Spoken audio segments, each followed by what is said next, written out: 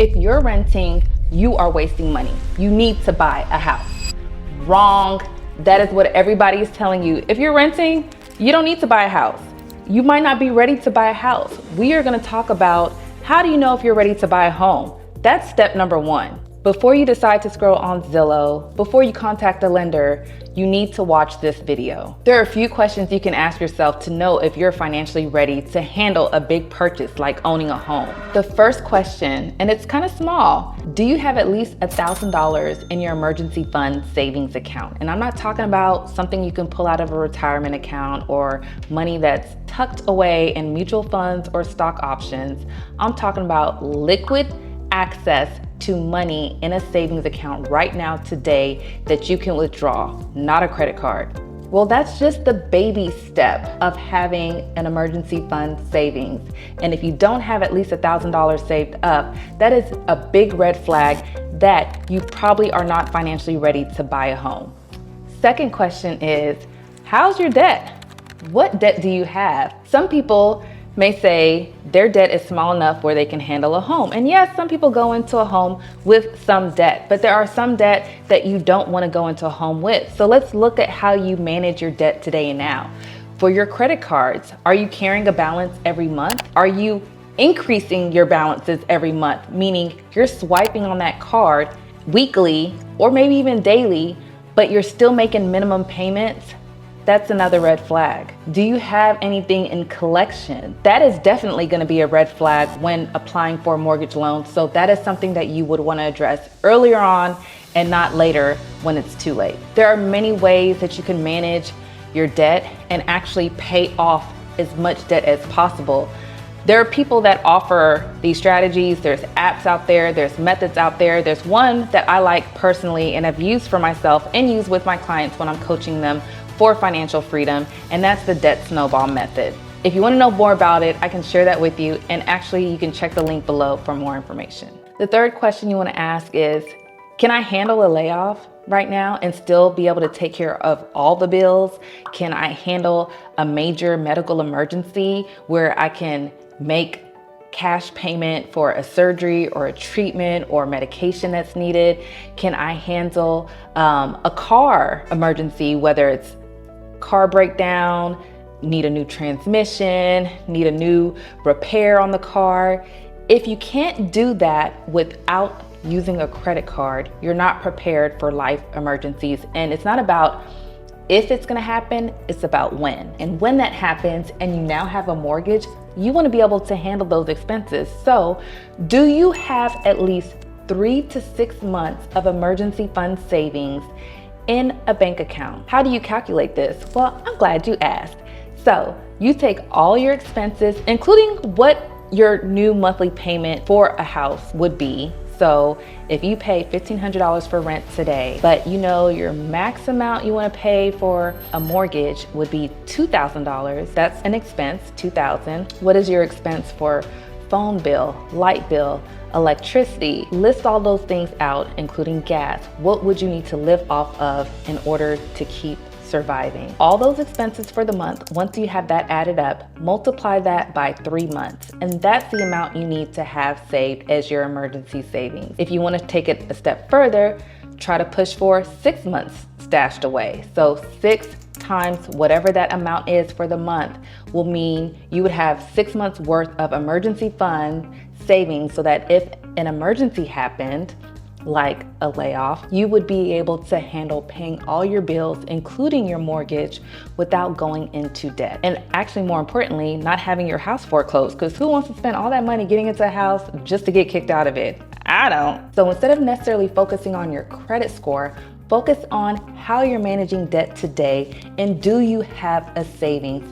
That's most important. When it comes to spending, many people think that if I just had more money, I would be set free. If I just had more money, I would be well off. No, money starts in the mind. And what you think about money today is how you're gonna treat money in the future. So the same $1 million winner for the lottery that used to be broke with a $50,000 a year job, statistics show that that person will probably end up in the same situation that they were in before. And you know why? Their mindset about money hasn't changed. So how are you treating money today? Is it a tool? Or is it something to just buy the next big thing? You pay off your car and now you're looking at the next model year for that Lexus or Infiniti or Mercedes. And you're like, I want to get into that. And you've only had your car for 4 years. No, people that are wealthy are content with what they have, and they will drive the used car until it's time to purchase a new one, not just continue buying, and you're just accumulating stuff. If you continue those kind of habits, you're going to be house poor. So assess how you're handling your money today and now. Ask yourself questions like, what did I grow up being taught about money? Try to bust some myths about money. What was I told about money that is actually not true? For example, I've heard this one. Well, if I have a savings and I die, my family's gonna be fighting for my money. So let me just spend what I have so that I won't have to put my family in that situation.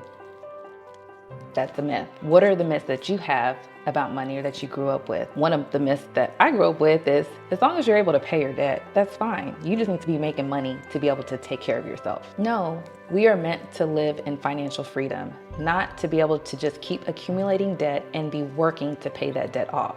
So if you're renting right now, how you handle your money with paying bills, with how you shop when you have extra money, with if you got a bonus, what you do with that today and now, is not gonna change when you buy a house.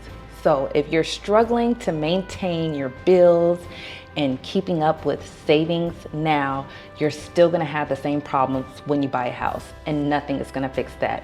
But you can fix it with having a mind shift, and you can start with small little things that change your behavior today. Some of these behavior changes that you might want to try, and they're little challenges. Who out there loves a little bit of competition, but you're competing against yourself, because your future self is going to thank you for decisions you make today. So why don't you try deleting some of the shopping apps from your phone, DoorDash, Uber Eats. Try it for 30 days.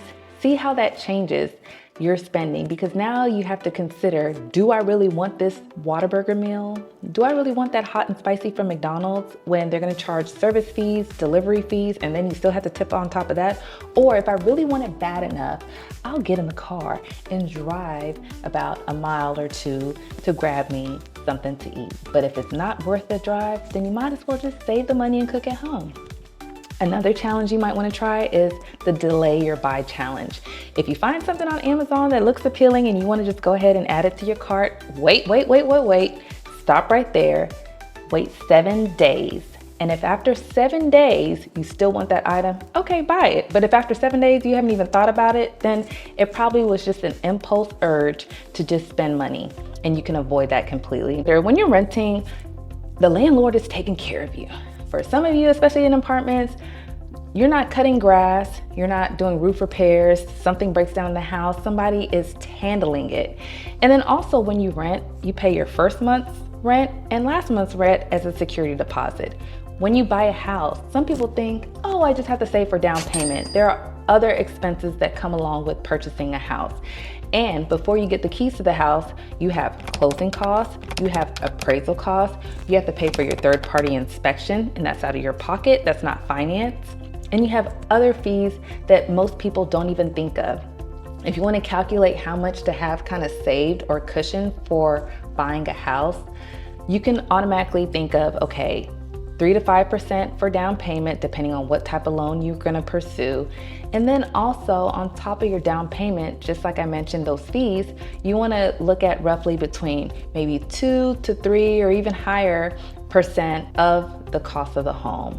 So for example, if you're buying a home for about $300,000, aside from the down payment amount, if you just want to have an estimate of closing cost fees of what to expect, which would include like title fees, title insurance, you're looking at around, if you're going to estimate 4% of the cost of that home, that comes out to about $12,000. That's $12,000 on top of your down payment.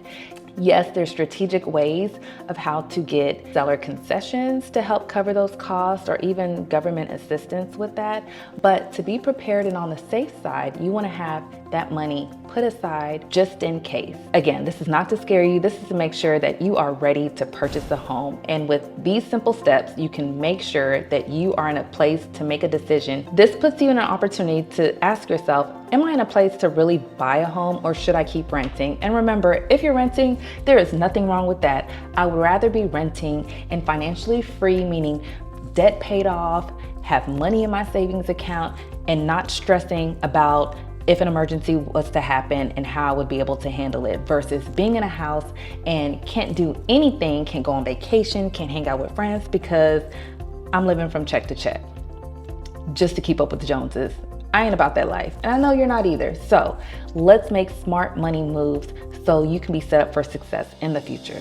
Don't forget to subscribe to this video, because this is going to be part of a mini series on your steps to buying a home, and this is just step 1. Also, if you want a smart buyer's guide where I give tips and tricks on how to move during the home buying process, go ahead and check out the link below. And if you need somebody to walk with you on how to manage your finances, I offer financial freedom coaching. Check out the link below.